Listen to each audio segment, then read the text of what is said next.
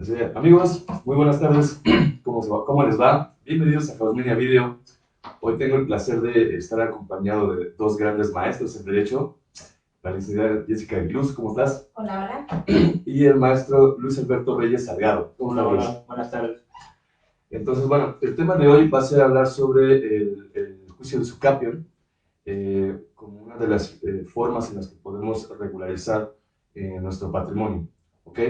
Entonces, bueno, sin mayor preámbulo, Jessica, cuéntanos, ¿qué es el juicio de Sucapion? El juicio de usucapión es un medio para poder pasar la posesión, la figura de la posesión, a una figura jurídica que se llama propiedad. Es decir, vamos a adquirir un bien mueble o un bien inmueble por el transcurso del tiempo a propiedad. ¿Ok? Eh, ¿Cuáles son los requisitos que hoy en día necesitamos para poder intentar el juicio de Sucapion, Luis?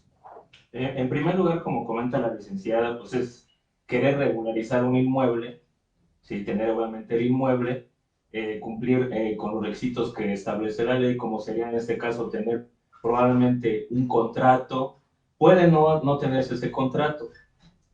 Se tiene que generar una temporalidad, ¿sí? Es decir, cuando es de buena fe, es decir, que lo hayan adquirido sin problemas, por decirlo de cierta forma, pasarán 5 años para que obviamente se lleve a cabo esta figura y posteriormente se tendría que solicitar ante el juzgado, ¿sí? Esa formalidad a través de una demanda, de un procedimiento.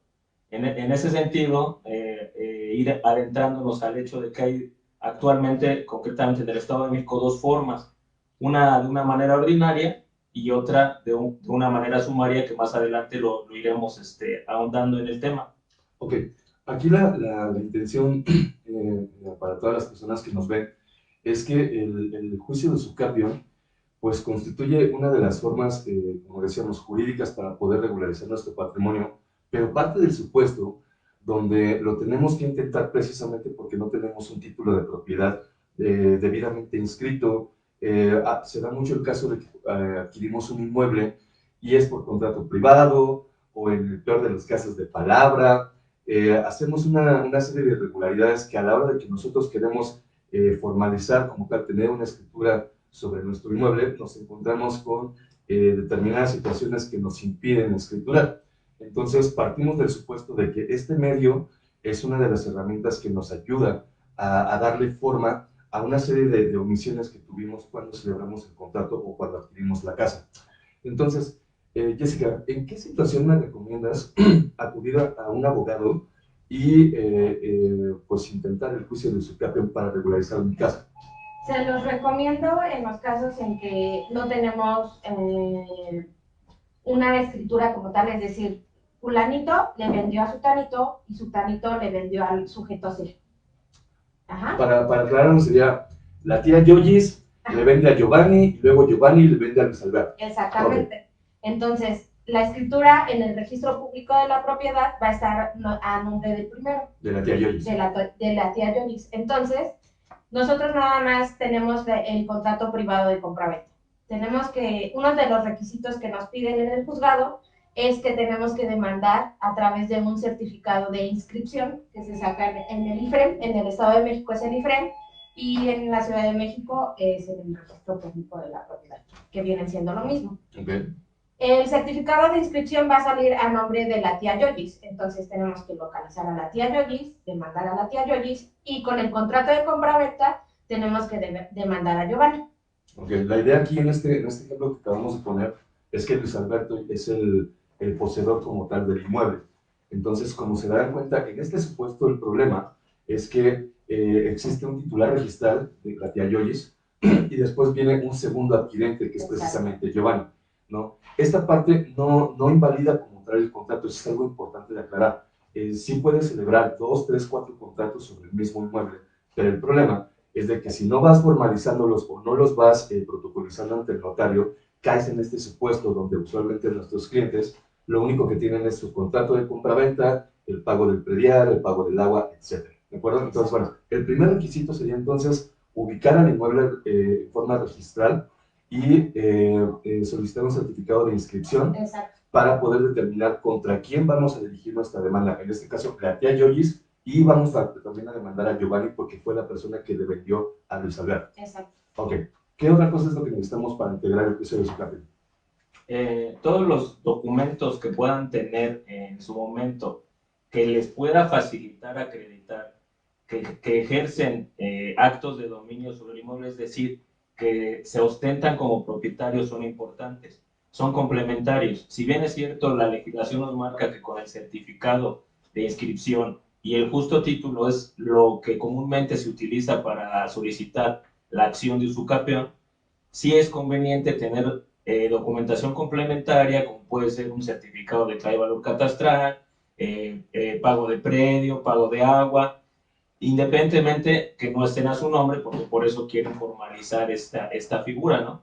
Entonces, sí puede ser información complementaria, aunado al hecho de que en su momento se van a requerir testigos para acreditar que la posesión cumple con los requisitos que establece la misma ley.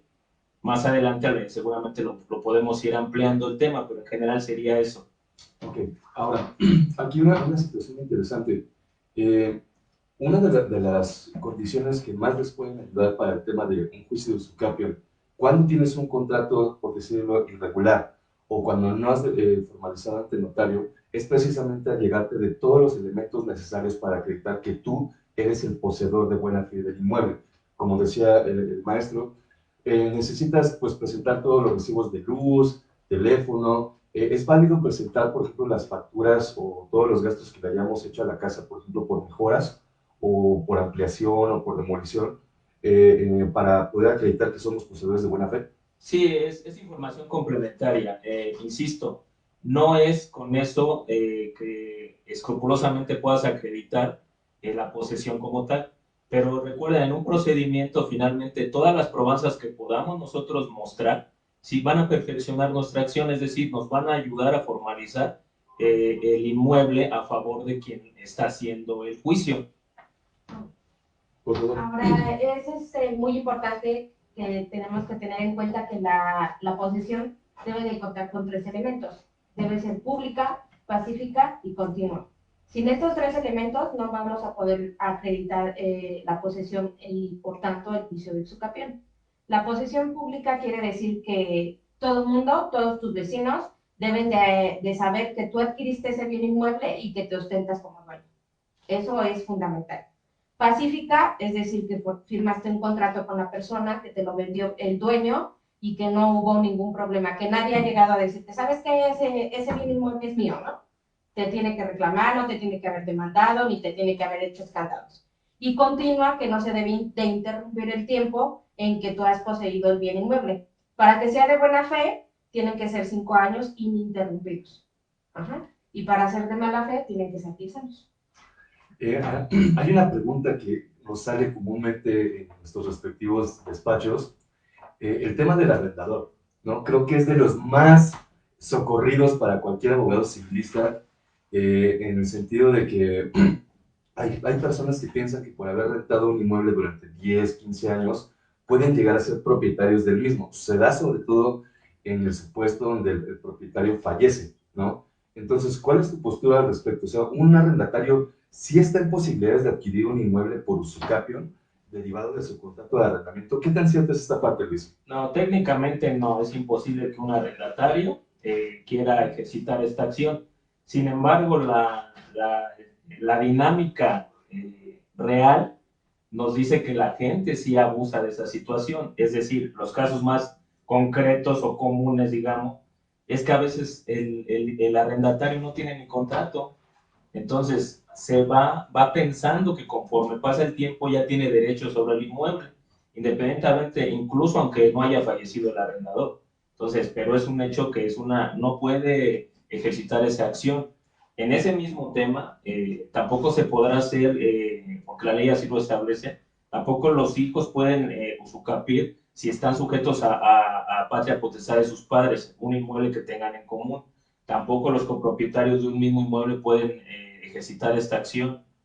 También en su momento entre esposos, entre cónyuges, no se puede llevar a cabo tampoco esa... O sea, hay excepciones, ¿no? Entonces, caso concreto del arrendatario no podría técnicamente hacerlo, pero lo vemos día a día y sí lo intentan. Ok, ahora, precisamente, Jessica, ahí hay una situación siempre muy interesante, porque digo, ustedes han visto seguramente muchos asuntos en materia familiar, donde precisamente el propio familiar, el nieto, el bisnieto, el primo, el tío, el sobrino, el avanzado, el uyuyuy, etcétera, llegan a plantearte la idea de que pues quieren quedarse con el inmueble, ¿no? Entonces, recuerden una situación importante, el juicio de Sucapio sí tiene reglas completamente específicas para poderse llevar a cabo. Y ojo, eso es creo un dato importante. Ningún abogado podemos garantizar al 100% el éxito del juicio, porque no depende propiamente de nuestro conocimiento nada más. Depende de los documentos que tiene el cliente, depende de la situación en la que se encuentra en materia de posesión, este lío, por ejemplo, que decías de la buena o de la mala fe. O sea, son un abanico de situaciones. ¿Te ha tocado que algún familiar trate de intentar el juicio de su propio en contra del abuelito de la mamá? Sí, el código es muy claro. Solamente pone como excepción Okay. que no se puede llevar a cabo la usucapión entre ascendientes y descendientes. Okay. Entonces es nada más entre padres e hijos, ¿no? No incluye nietos y siempre y cuando estén dentro de la patria potestad. Si, por ejemplo, mi mamá a mí me vendió, ya ahorita yo ya vivo sola, ya no dependo de mis padres. A los 35 años, bueno, mejor tarde. 33. Mejor tarde que nunca, ¿no? Es más, no es cierto, son 32, ¿eh? Por favor, no me suban la edad. Y contando, dicen. Y contando. Entonces, yo ya puedo usufructuar un bien inmueble que mi madre me haya vendido, siempre y cuando no esté dentro de la patria potestad y que no dependamos ninguna de las partes económicamente. Okay. Eso es muy importante. Entonces, bueno, sí hay hay algunos supuestos en los que sí se podría dar esta situación, pero la regla general es el juicio de usucapión siempre va orientado contra un tercero. Exacto. ¿O no? O sea, y va orientado contra un tercero, no por quererlo despojar del inmueble, sino porque fue, en este caso, la tía Yoyis y luego Giovanni quien le vendió a Luis Alberto. ¿De acuerdo? O sea, tenemos que plantearlo bajo esa situación. Nos encontramos muchísimos clientes que son, la verdad, a veces avanzados, eh, que de repente piensan que la ley tiene que estar en todo momento de su lado. Y hay algo que también es importante, el juicio no es a la carta, ¿de acuerdo? No es como pedir una pizza y decir, quiero que le pongas jamón y aguacate, no. O sea, nos tenemos que someter en todo momento al procedimiento, porque no depende, como les decía, nada más de la actitud del litigante, también depende de la valoración que hace el juez en temas precisamente de la aportación de las pruebas, o precisamente en el tema de determinar si son no familiares, etc. ¿Cuáles han sido como los casos más complejos que has tenido con el juzgado en materia de usucapio? ¿Qué problemas son los que tiene un abogado en este juicio? ¿O a qué problemas nos enfrentamos? Pues todo tipo de problemas, ¿eh? Digo, desde el hecho de no encontrar a la persona que sea titular registral, que es punto de partida para poder avanzar en el procedimiento, y que obviamente como se necesita localizar un domicilio que obviamente no tenemos a la mano, nos encontramos de entrada con problemas como al momento de solicitar apoyo de instituciones que manejen base de datos, ¿no? Y es muy engorroso esa parte, ¿no? Entonces, en ocasiones se tiene o se ha hecho alguna simulación cuando sabemos o valoramos que un asunto realmente es justo, es decir, ¿qué entendemos por justo? Que al final conocemos a la persona, sabemos que lo que está intentando regularizar el inmueble no está despojando a nadie, no es una cuestión de herencia y que todas las personas estén vivas. Entonces, nos encontramos, ese es el principal problema que nos encontramos. Y el criterio de los juzgados que es tan variado. Al final, recordemos que aunque son instituciones, finalmente son personas y realmente se casan con determinadas ideas y cada quien interpreta la ley como a veces se le place, lo cual obviamente creo que no es lo correcto, pero bueno, son de esas situaciones en las que comúnmente tenemos en contra, ¿no? Ok. Y bueno, también hay la situación de repente hacerle llegar a su señoría todos los elementos que solicita, de repente son hasta excesivos. O sea, de repente en algunos juicios que hemos visto en común los maestros y yo, llegan a solicitar situaciones que están dentro de sus facultades, pero que llegan a veces hasta parecer absurdas, ¿no? Entonces, yo creo que uno de los trabajos más complicados en la materia civil, en el juicio de Sucapio, también es tener toda la tolerancia y toda la paciencia hacia la autoridad jurisdiccional, hacia el actuario, hacia el secretario de acuerdos. Ahorita en el contexto de la pandemia, bueno, los juzgados en Ciudad de México trabajan por días, en el estado hay filas como si fueran a recibir herencia nada más para ingresar al juzgado. Te estoy hablando de ti, Ecatepec, no creas que hemos olvidado ese punto, ¿no? Ese juzgado en particular es terrible, terrible, pero bueno, es una situación complicada. Ahora, ¿cuánto tiempo nos lleva ganar un juicio de usucapio si tenemos todo? Entendiendo todo, documentos, el contrato, que podamos ubicar al titular registral, el certificado de inscripción, los documentos complementarios como la clave de valor catastral, el plano y todo lo que, de lo que hemos hablado. ¿Cuánto tiempo tarda? Aquí entran dos factores. Lo que comentaba el licenciado es, existen dos tipos de juicios, el ordinario y el sumario. El juicio sumario solamente se va a poder llevar a cabo cuando el bien inmueble no valga más de 500,000 pesos y no mida más de 200 metros cuadrados. En esos casos es rapidísimo si tenemos todos los elementos. Inclusive si tenemos todos los elementos y podemos hablar con la persona que es demandado, puede irse a notificar, a emplazar al juzgado, se emplaza, se allana y en una semana tenemos sentencia. Entonces es rapidísimo y ya después los trámites administrativos ante el IFREM y ante Catastro y Agua llevan un poquito más de tiempo, pero la sentencia la podemos obtener en 2 semanas máximo. Esto estamos hablando de un procedimiento sumario, una precisión. Hablas de no más de 500,000 pesos. En el caso del Estado se llama valor catastral. Exactamente. ¿No? O sea, un inmueble que no tenga más de 500,000 pesos a valor catastral, hablando del Estado de México. Exacto. Ahora, vamos al asunto que es más común. Casi todos los juicios que nosotros hemos llevado, usualmente les falta uno o varios requisitos para poder ser sumarios. ¿Cuánto tiempo tarda en un juicio ordinario de usucapio en el Estado de México? Vamos a poner un municipio amable. ¿Cuál les gusta? Nezahualcóyotl, Cuautitlán, Villa de Carbón, ok, El Oro, ¿no? Sinacatepec. ¿Sabías que existe el municipio de Sinacatepec? Está por ahí en los altos de Toluca, ¿no? ¿Cuánto tiempo se tarda un juicio de estos? Digamos, desde el día uno donde digo, licenciado, vengo con mi historia, te traigo los documentos. ¿Cuánto tiempo tarda para que podamos decir, ya? Sí, yo considero que la experiencia, el tiempo promedio es 1 año. Puede haber factores diversos, ¿no? Pero normalmente es 1 año, en promedio. 1 año. 1 año. Ok. Eso, digamos, hasta el tema de la sentencia. Sí, es correcto. O sea, todavía falta la inscripción con el IFREM. Digo, para quien no esté familiarizado con el tema, cuando tú ya tienes una sentencia de usucapio, digamos, en firme, que ya no hay ningún recurso procesal por agotar ni nada, pues lo que haces es pedir un juego de copias certificadas y ahora viene el tema de la inscripción, ¿no? Para inscribir un inmueble en el Estado de México te piden certificado de gravamen, clave de valor catastral, pago del traslado de dominio si es que no lo has hecho, y el pago de derechos del propio IFREM.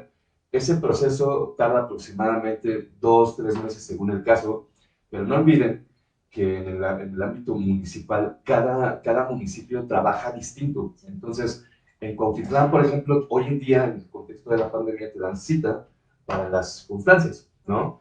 En Ecatepec, la constancia es triple, o sea, te dan clave y valor catastral, pedir mejoras, pero te hacen pasarla difícil. Y en Nezahualcóyotl, ojo, sobre todo para la constancia del agua, si ustedes viven en una colonia como Impulsora, donde tenemos 2 bombas, quiten una bomba cuando vayan a tener la inspección del agua, porque si no los van a multar. Me acaba de pasar y me dolió en el alma la multa por esta falta de conocimiento.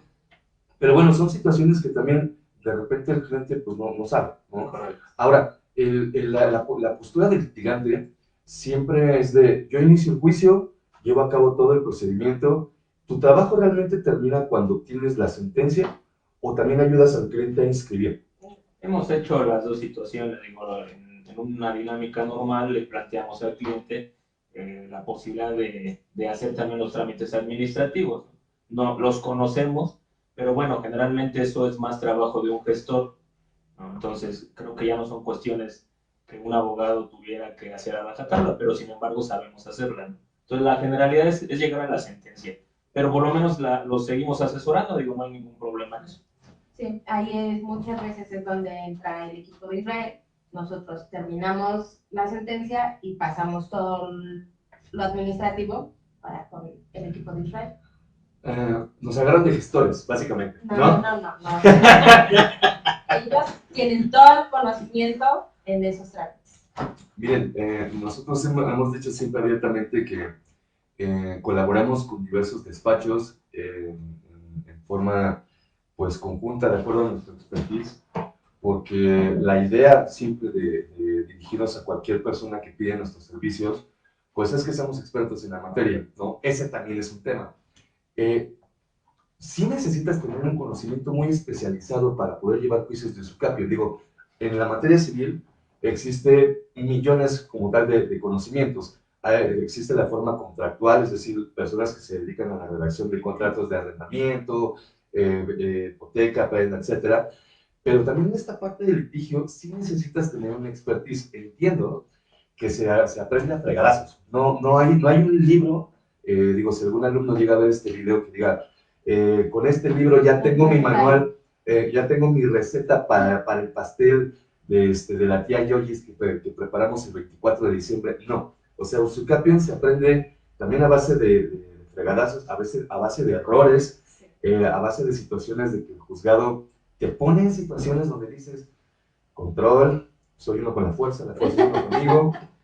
¿Cómo aprendemos a litigar Usucapión? O sea, ¿cómo ha sido tu experiencia en esta parte? A través del tiempo, con los golpes. Al final de cuentas, casi tenemos que adivinarle el pensamiento al juzgador y decir, ahora nos va a pedir esto.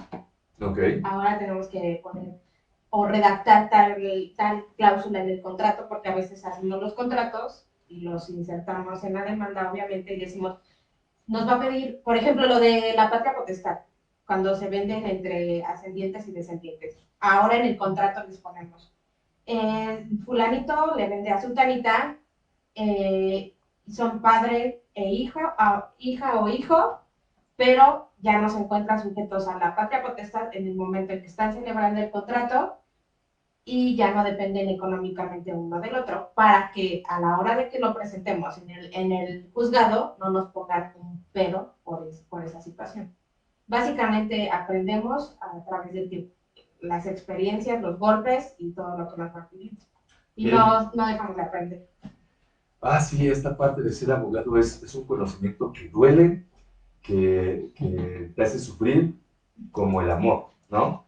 Y no hablemos de amor porque aquí habría una situación muy extraña, muy particular, porque los únicos solteros en esta sala el día de hoy somos el señor Giovanni Juárez, que siempre está como nuestro cameraman, y su servidor, ¿no? Vean esta pregunta. ¿El matrimonio no es por prescripción o por Así de, oiga, ¿puedo adquirir derechos sobre mi cónyuge? Llevamos 25 años juntos, por Usucapión se podrá. No se puede. Miren, aquí hay una pregunta de Jacob Ríos. Dice, buenas tardes. Una pregunta. ¿Qué ocurre en los casos en los que un propietario le da un terreno a otra persona para que éste lo cuide, ¿ok? Y con el paso del tiempo, el propietario muere y el cuidador, o sea, el avanzado, quiere promover una Usucapión argumentando que se hizo un contrato verbal? O sea, déjame ver tu asunto, Jacobo. Yo le digo a Giovanni, oye, mira, tú vives en Acapulco, yo acabo de comprar un terreno aquí, ¿qué onda? Hazme el paro, dale un ojito, te pago incluso una lana para que des su respectivo mantenimiento y pues ayúdame incluso a habitarlo o a rentarlo, que es algo que se da mucho en los casos, por ejemplo, de Morelos, Acapulco, lugares donde son situaciones de fin de semana, ¿no? Y lo que está preguntándonos Jacob aquí es, yo me llego a morir y ya no regresé por el terreno, Giovanni no sabe qué onda, ¿cómo ven? ¿Podemos intentar un Usucapión en ese caso? A ver. Hola, Jacob.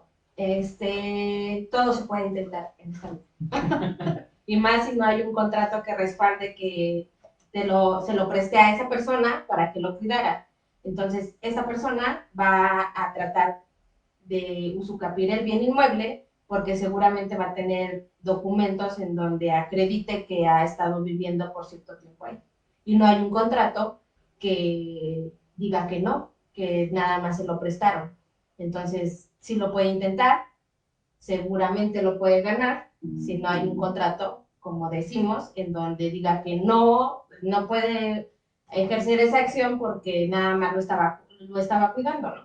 Por eso es muy importante siempre respaldar la situación del por qué hay una persona dentro de nuestra propiedad, ya sea que lo esté rentando, que se lo dimos en comodato o que simplemente lo esté cuidando. Siempre hay que respaldarnos, por favor, porque si no puede ocurrir esto.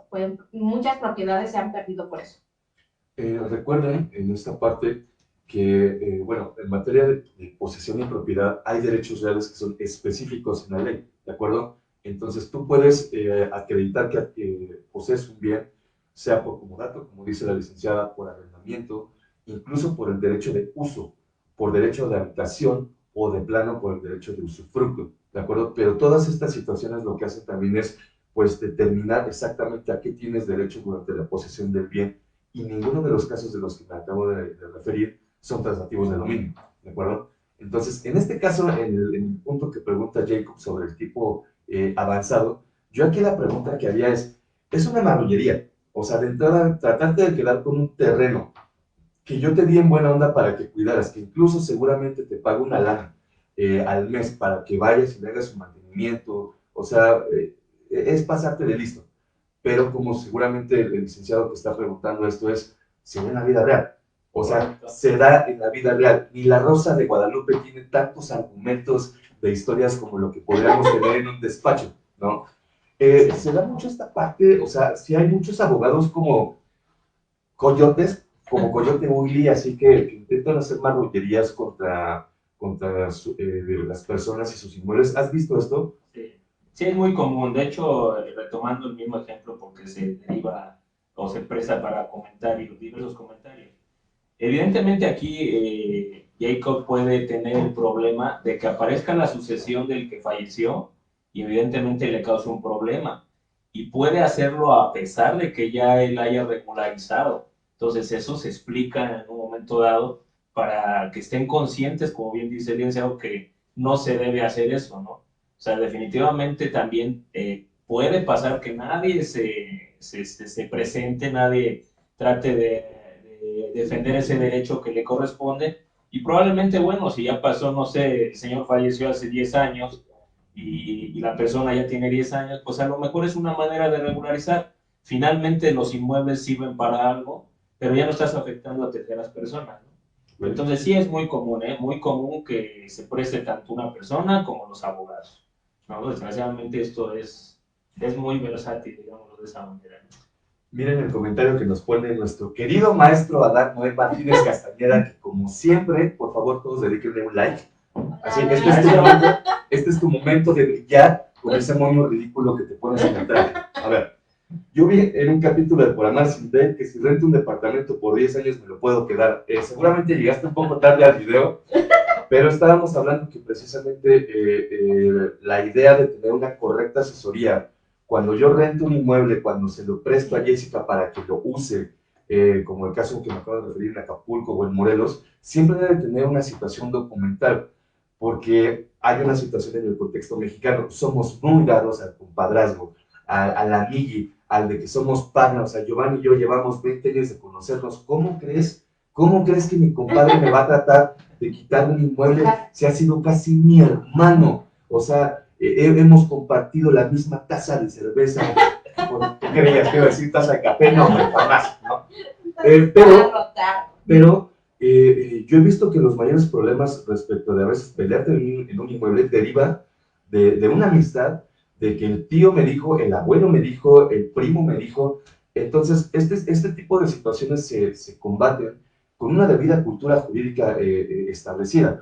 No estoy diciendo que para cada cosa que hagas en la vida tengas que consultar a un abogado, pero creo yo que en situaciones de inmuebles, en situaciones de derechos o en situaciones de posesiones, sale más barato pagar una consulta, en este caso a Loyalty, que después tener que patrocinar un juicio de subcapión o un juicio reivindicatorio, que es la contraria al juicio de subcapión, cuando queremos defender al cliente que le estás despojando de su inmueble, ¿no? A ver, miren, les leo otra pregunta. Balam es un alumno que tuve en notarial. Dice, dentro de la prescripción de mala fe, ¿qué pruebas consideran ustedes son las más idóneas o pertinentes para presentar en el juicio? Estamos hablando de un juicio de subcapio donde tienes a un avanzado, donde incluso puedes tener a un aviador o a un invasor, ¿no? Básicamente, a ver. Lo más importante sería que sea de forma continua y pública, en ese caso cuando es de mala fe. Es decir, continua, que haya sido durante 10 años, que no haya llegado alguien a demandarte, dueño en este caso, a decirte, ¿sabes qué? Tú no puedes estar ahí porque ese es mi inmueble. Ajá, eso es continuo. Y pública, que todo el mundo sepa que tú hayas llegado a ese bien inmueble y que desde hace 10 años y que te ostentes como dueño. Eso es sumamente importante. Aquí la pregunta, disculpa un segundo, Luisito, ya vi que estabas haciendo. No te vaya a dar un algo. Lo que va la pregunta es, ¿qué pruebas ofrecerías tú en un juicio donde sabes que tenemos a un aviador, o tenemos un invasor, o tenemos una persona que básicamente, como lo hemos dicho, es una persona que no tendrá por qué estar ahí, te llega a tocar lamentablemente un asunto de este tipo? ¿Qué tipo de documentos le dices? Vamos a presentar esto para tratar de acreditar nuestra acción. Puede ser servicios telefónicos. Easy, Telcel, Telmex, todos esos. Actas de matrimonio, actas de tus hijos, actas de nacimiento. Ahí en las actas de nacimiento dice dónde vives. Entonces, actas de nacimiento. Mi hijo nació... En la curva, en Ecatepec, ¿no? Mi hijo nació en el 2000, ya estamos en el 2020, ya tengo tanto tiempo. Ok. Acta de nacimiento. Acta de... Testigos. Testigos sería... La tía Mari Carmen, el chismoso de enfrente, el de la tienda que siempre nos presta los envases de cerveza. Esa es una situación importante en materia de testigos, contestando a la pregunta de Balán. ¿Tienen que ser nuestros vecinos forzosamente que están a cada lado del predio? ¿O pueden ser otros?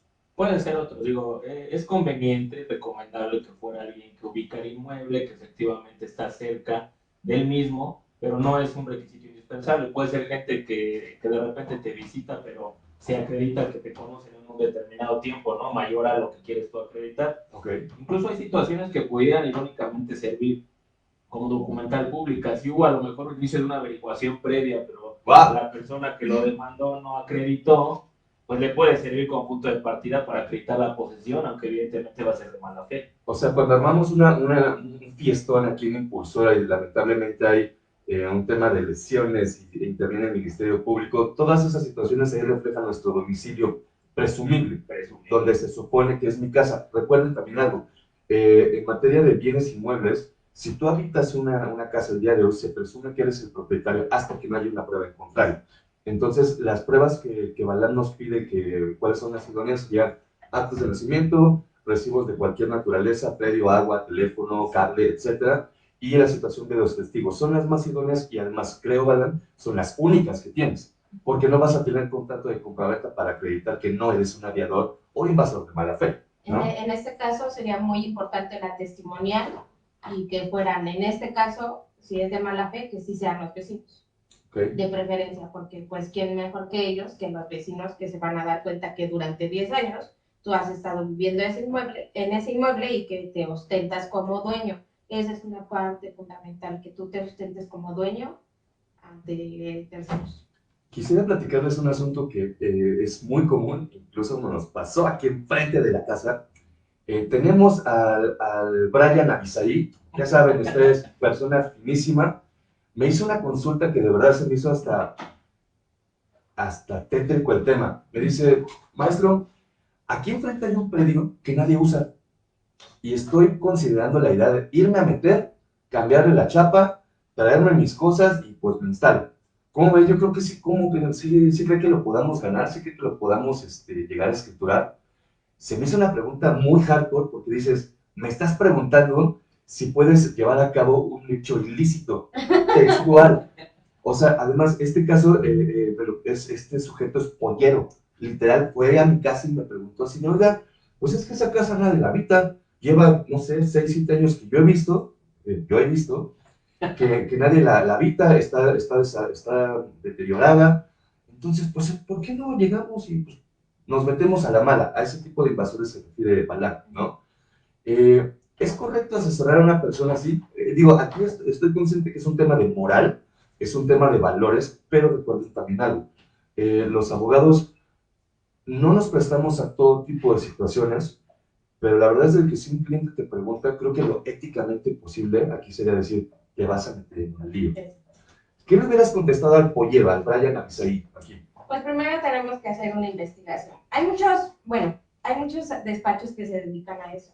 Malditos. Muchas personas que se dedican a eso están viendo en calles a ver qué inmueble está Desocupado. desocupado. Hijos de su, qué horror. Y me arriesgo, ¿no? Yo me meto, y total, ¿qué puede pasar? Lo último que puede pasar es que aparezca el dueño y que me diga, ¿sabes qué? Pues, órale, ¿no? Llévenlo. Pues me salgo, ¿no? Ya llegó el dueño. Ahora, lo que se puede hacer antes es investigar en el IFREM, a ver a nombre de quién está, tratar de obtener las escrituras, porque cualquiera puede obtener la escritura de un bien inmueble, y ver si viene algún domicilio. Si viene algún domicilio del dueño, pues puedes acudir y ver si te lo vende, ¿no? Sería lo más correcto. Okay. ¿Qué opinas, Luis? Sí, digo, ese es el ideal, ¿no? Digo, al final el mundo está lleno de asuntos buenos y malos. Relativamente, más bien nosotros no procuramos no buscar situaciones con esa problemática. Pero como dice el maestro, al final, si alguien llega, pide la asesoría, perdón, pues sí se le da. Y como comentó la abogada, hay mucha gente que se dedica a eso, hay gente que invade. Digo, lo que yo creo que es todavía más reprochable o más nefasto es que hay gente o grupos que invaden de manera ilícita, y pensemos no nada más ilícita, sino ya a consecuencia de un delito, ¿no? Amedrentan, hay violencia. Entonces, pues obviamente difícilmente una persona que viva de forma honesta, pues va a tratar de recuperar su inmueble de una manera fácil, ¿no? Porque digo, existe la acción. Pero también habrá casos en los cuales efectivamente el inmueble esté abandonado, digo, y al final eso está contemplado también en la ley, ¿no? No está despojando a nadie, ¿sí? Simplemente hay un inmueble que está vacante, por decirlo de alguna manera, y podrá ser habitable en un momento dado, pero con los riesgos que implica, eso es una realidad, ¿no? Aquí yo le decía al pollero, ¿te das cuenta de que si la vecina se da pinta de esta situación, va a solicitar el apoyo del Ministerio Público, más porque tú eres el pollero de la maldita colonia? O sea, parece absurdo mi comentario, pero ¿cómo te atreves a arriesgarte a una situación de hasta de escarnio público, ¿no? ¿En qué concluyó el asunto con ese pollero? Se metió al inmueble. Se metió al inmueble, está tratando de acreditar el tema de los años para ver si en algún momento logra consumar el juicio de su cambio. Ojalá no estés viendo este video porque sigo pensando que lo hiciste mal, Brian Abisaí. Pero bueno, les quiero hablar otra pregunta de un abogado que me desafió públicamente en notarial y públicamente lo derroté en el examen final y lo dejé ir porque todos somos compañeros y creemos en el amor. El señor Luis dice, buenas tardes, profesor. Una pregunta, en un supuesto, yo le compro a otra persona un predio por contrato privado, ¿ok? Y habito el inmueble durante 7 años, ¿ok? Llega un tercero y ejerce en mi contra una acción reivindicatoria, ¿de acuerdo? En ese caso, ¿podría reconvenir la usucapión? ¿Debo hacer mi propia demanda de usucapión a la persona que me vendió o se usa como excepción? Órale, se ve que pasaste procesal civil de noche, ¿no? ¿Dónde está? Señor licenciado. No, evidentemente, si él adquirió un tercero y viene alguien y le reclama a través de un juicio reivindicatorio, tiene que acreditar obviamente para que también su acción proceda a requisitos. De entrada debe estar como titular registrar la persona que va a hacer ese juicio reivindicatorio, y si en su momento pensemos que en ese supuesto sí tiene la escritura y él tiene un contrato privado. Aquí el problema es haberte cerciorado si el titular registral fue el que te vendió o si te vendió un tercero.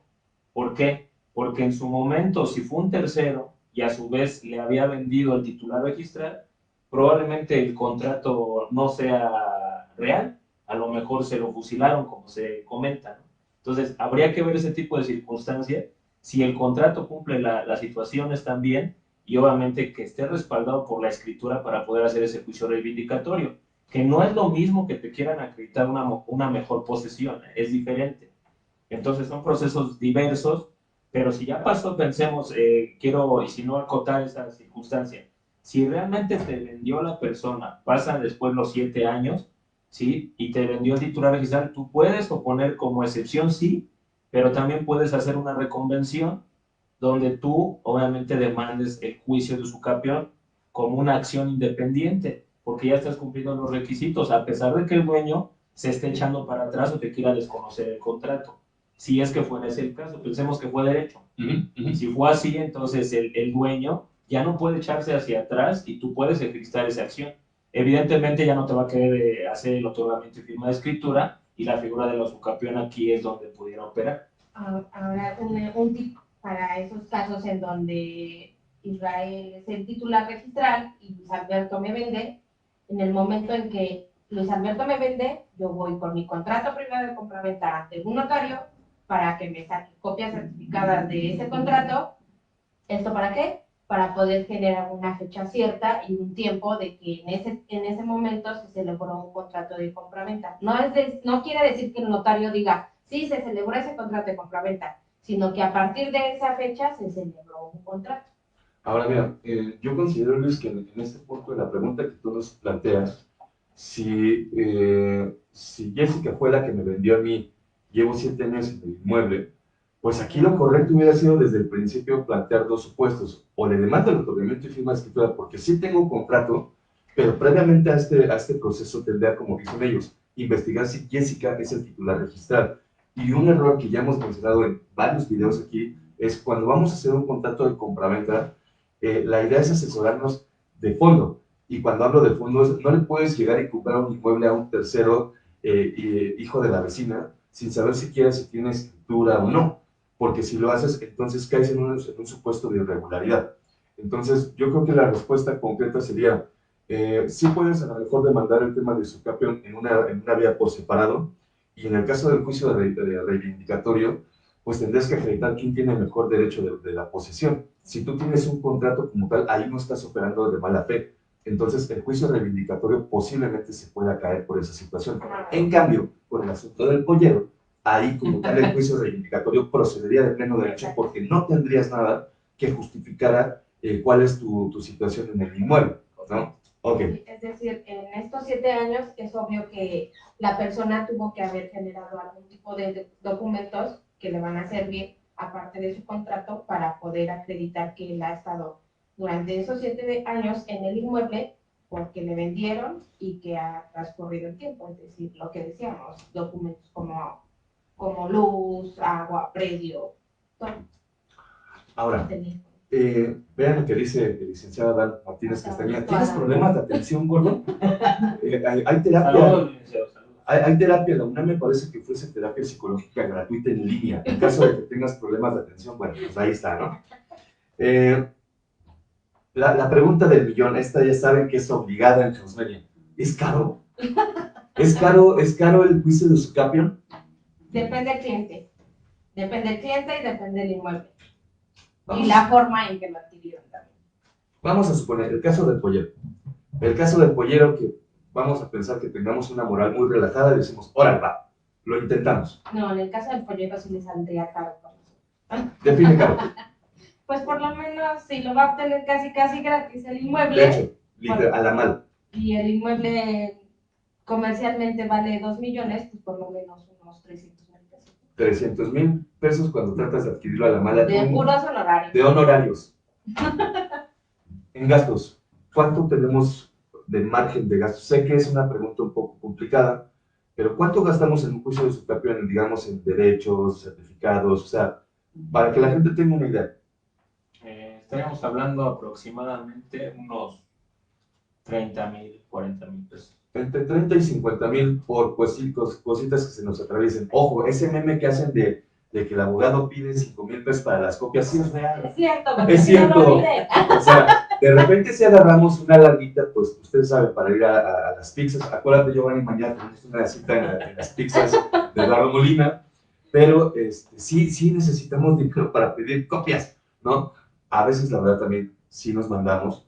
Pero bueno, precisamente creo que la idea de los despachos transparentes es de que desde el principio dices, mira, unas copias cuestan 10 pesos, los honorarios se manejan de esta forma, etcétera. Sí tratamos de transparentar los gastos. Si tú tienes un abogado que nada más te pide 5,000 de copias y no te justifica nada, te está viendo la cara, cuidado.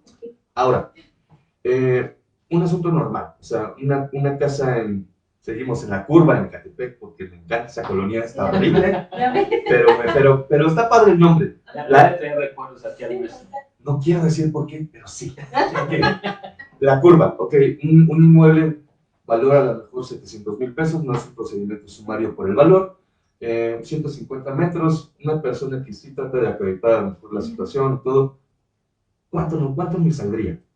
¿Ya en total o nada más? Sí, total. Total, ponle unos 50, 60. 50, 60,000. Es decir, si valoramos aquí dificultad del asunto, complejidad de tu situación personal respecto del inmueble y los documentos que puedas tener. A nosotros nos acaban de caer precisamente 3 asuntos de Capion así, donde la historia parece de verdad sacada de un guión del Canal 2, donde dices, es que mi mamá le compró a Giovanni, pero Giovanni le compró a la tía Yoyis, pero es que la tía Yoyis estaba casado con Martín, o con el Ezequiel, o como sea tú. Todo ese lío para comprar un inmueble, sí. O sea, ustedes lo podrían a lo mejor ver hasta gracioso, pero a veces las personas, en busca de no gastar con el notario, de no gastar, incluso a veces sabiendo que tienen que llevar a su capio, dicen, pues nada más te pago el dinero y el muero, ¿no? O sea, seguimos con esta cultura de luego vemos, ¿no? Esa procrastinación de ahí vemos cómo va saliendo el lío. Dice, gracias por responder mi pregunta. Ya perdóneme por lo que pasó, sí me mandó al final. Jefe, te he dicho que la soberbia en los abogados es nuestro talón de Aquiles. Espero que lo hayas entendido. Te mando un abrazo y te quiero mucho. Te respeto como abogado y espero que tengas mucho éxito. Ok, a ver. Acá hay otra pregunta. Alexandra Olea, me suena ese nombre. Espero no haber reprobado ese alumno. Saludos, profe. Y por ejemplo, si yo vivo en un inmueble desde hace 30 años, y la compraventa fue de palabra, Dios, y jamás me llegó boleta predial, y hasta hace 2 años empecé a pagar predio, pero en el registro aparece que el gobierno es el dueño, pero nunca nadie ha reclamado. ¿Podemos aplicar un SUCAPI contra el gobierno? No, esa es una excepción muy fuerte y por eso tenemos que ir a investigar al IFREM a nombre de quien está ese inmueble. Si son propiedades del Estado, no se puede, jamás van. Nosotros para con ellos no vamos a poder ejercer la acción de usucapión, pero el Estado sí puede. O sea, el Estado sí me puede demandar usucapión, pero ya ellos no. Exacto. Hijos de sí. Okay. Sí, complementando la idea, existe el Instituto de la Vivienda, IMEVIS. Normalmente hicieron quiero pensar que el inmueble está en el Estado de México, ¿no? El que me está preguntando Alexandra, sí. Lo que se suscitó ahí fue que la regularización de la tierra se hizo en un momento dado a través de fideicomisos en su momento. Surgieron colonias, se creó un fideicomiso y el IMEVIS lo que hizo fue adquirir todos esos inmuebles irregulares y los concentró en el IFREM a nombre de ellos. Normalmente lo que te va a pedir el IMEVIS es que regularices a través de la institución. Del programa, claro. Y te va a pedir probablemente el finiquito, si es que se pagó, te va a pedir el contrato en su momento y te va a facilitar la regularización, pero esta sería a través de IMEVIS. Ahora bien, sí puede pasar que demandes a IMEVIS, puede ser parte de IMEVIS, porque hayan dejado un tiempo, digo, si es reciente sería imposible. Claro. Tendría que, a partir de que IMEVIS adquirió esos inmuebles, o que están en el IFREM a nombre de IMEVIS, tendría que pasar un tiempo y acreditar, entre otros requisitos, ese contrato, ese finiquito, o tus pagos y complementar el último pago para que te dieran tu finiquito. Entonces, en ese sentido se puede llevar a cabo. Pero eso es lo que quiero pensar que a lo mejor es lo que le está pasando a la chica. Sí, es decir, como simple mortal, yo, Jessica, voy al juzgado y demando al gobierno, no va a proceder jamás. Ahora, quisiera sí hacer una acotación porque recuerden algo, el derecho civil no es una receta de cocina. Digo, aún una receta de cocina llega a tener situaciones donde no te salen los blanquillos igual que a ti, ¿no? Ok, los blanquillos. Gracias a Dios. Gracias a Dios, ¿no? A mí me salen, la verdad, muy, muy bonitos. Mi mamá me enseñó a hacer unos huevos a la mexicana increíbles, daily. Pero bueno, no estamos hablando de eso. ¿A qué voy?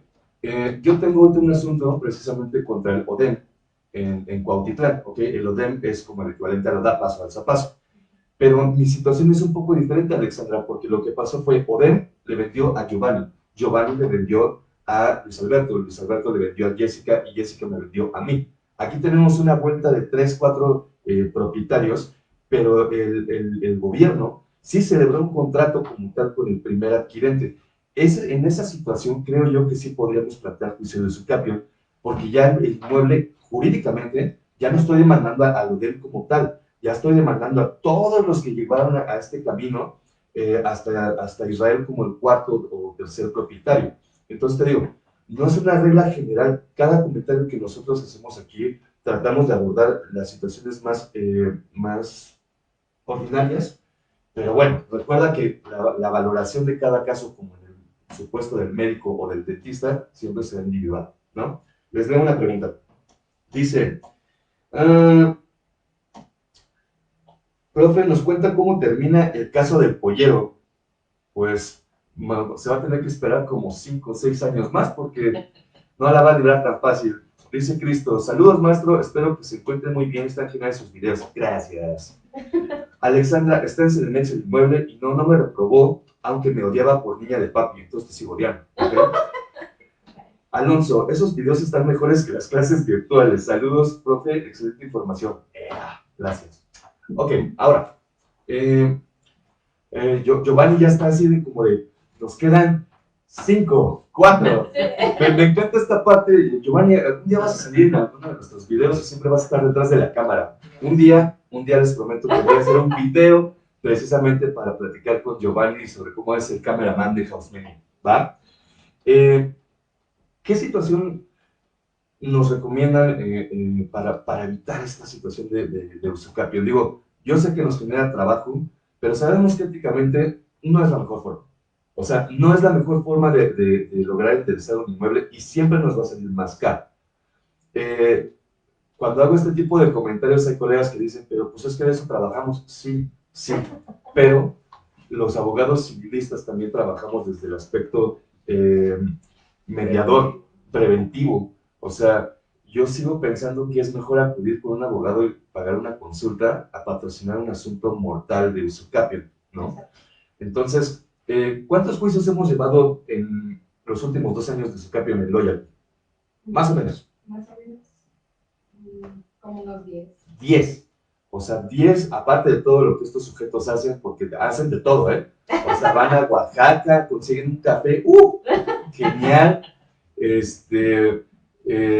litigan como tal, son maestros, no, estos tipos son algo bárbaro. 10 juicios de usucapión en los últimos 2 años. Pregunta, y esta pregunta me la hizo un alumno, me pidió que la pusiera. ¿Se vale esta fregadera que de repente un coyote trata de notificar o emplazar a un muerto? Es una pregunta que me hizo un sujeto que trabaja en un juzgado.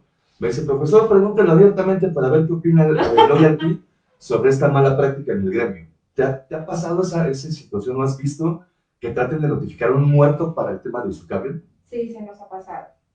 ¿Y le has pegado en su...? Es que tenemos que investigar bien el asunto. Es decir, que no sea mala leche, que se quiera quedar con un bien inmueble que no les toca. Si nosotros sabemos que sí, efectivamente sí le vendió y que no hay mala leche y que no va a llegar la sucesión después a reclamarnos, sí se ha hecho. No se debe, pero sí se ha hecho. Técnicamente se tendría que demandar a la sucesión, eso es viable también, ¿no? A veces circunstancias de presupuesto nos orían un poquito a tratar de ser prácticos. Digo, no es lo ideal, pero digo, también es hablar con sinceridad, pero como dice la maestra, finalmente tratamos de valorar los asuntos, porque no se vale hacer las cosas por hacerlas. Con tal de obtener un honorario, tampoco creo que es lo correcto. Pero hay gente que realmente sí lo necesita. Creo, como dijo el maestro Israel, la usucapión debe ser una excepción. Lo conveniente sería adquirir un inmueble de la mejor forma para tranquilidad de todos y que termina resultando más barato. Digo, al margen de que de repente sabemos que la escrituración es cara, pero es algo que termina siendo más seguro en el momento. E inclusive nos ha tocado casos en donde se ha muerto el papá que vendió y tenemos que ir a notificarle y sale un hijo y dice que sí, efectivamente sí, mi papá sí vive, no está, pero déjale los papás, porque saben que sí les vendió. Yo ahí soy de la idea junto con los maestros de que no nos podemos poner la sotana moral diciendo, no, García Máiz estaría decepcionado de mi forma de ser. García Máquez Giovanni es una eminencia en derecho, ¿no? Pero es que también, como dicen ellos, pues tenemos que ser prácticos. Cada abogado siempre va a plantear un asunto, por irreal que parezca su consulta, por irreal que parezca su criterio, es un criterio que ha adquirido en el paso del tiempo, ¿no? Yo, la verdad, sería siempre de la idea de tratar de apegarnos en todo momento al procedimiento, pero, como en los casos que ha puesto Jessica y Luis Alberto, a veces eso obedece un tema de practicidad. Entonces, para esta persona que me hizo la pregunta, así como ustedes en el juzgado por practicidad se llegan a pasar de listos, el litigante también tiene que utilizar determinadas situaciones. Entonces, no somos más que hijos de Dios tratando de calmar este caos en el cual la gente llega a meterse y cobramos dinero por eso. ¿Ok? A ver, una última pregunta. Una persona invade un inmueble y ya ha cumplido el plazo para prescribir, ¿ok? Entonces decide promover el juicio de usucapión, pero existe un titular registral, pues todavía, dice, ¿puede todavía ejercer la acción reivindicatoria? Está hablando de que sí conocemos al titular registral, quiero intentar usucapión, me pregunta si en algún momento podría intentar la acción reivindicatoria para interrumpir la prescripción. ¿Cómo ves? Sí, sí la puede interponer, pero ya entraremos a cosas específicas de a partir de qué tiempo concreto se tomaría en cuenta la posesión a título de propietario idónea para prescribir o usucapir. Entonces, sería el caso nuevamente en concreto establecerlo. Que la persona comente, quiera llevar a cabo, perdón, el juicio reivindicatorio, si tiene los requisitos lo puede intentar, ¿no? Y desgraciadamente o afortunadamente un procedimiento es una moneda al aire hasta cierto punto, ¿no? Dentro de un procedimiento pasan muchas cosas, tanto de una parte actora como de la demandada. Entonces, para eso estamos los abogados, o ante establecer lo más justo, eso es una realidad, pero en ocasiones, pues obviamente las cosas serán de manera arbitraria y ya dependerá del criterio del juzgado, ¿no? También si le concede valor o no a lo que está planteando. No, y el dueño siempre va a tener la acción para poder tirar papel, al final de cuentas. Que la acredite es una cosa que pues, siempre lo va a poder hacer. Ok. Pues bueno, antes que nada, muchísimas gracias por haber venido a las instalaciones de Transmedia. Es un placer recibir a gente como ustedes aquí en nuestro estudio. Muchísimas gracias por haber venido. Y vamos a seguir compartiendo material. La idea que yo tengo con Loyalty y con otros despachos, y ahorita te atiendo, es poder hacer este tipo de cápsulas, sobre todo en apoyo social. En apoyo social para que la gente pueda de repente cuestionarse si te encuentras en este supuesto, ¿ok?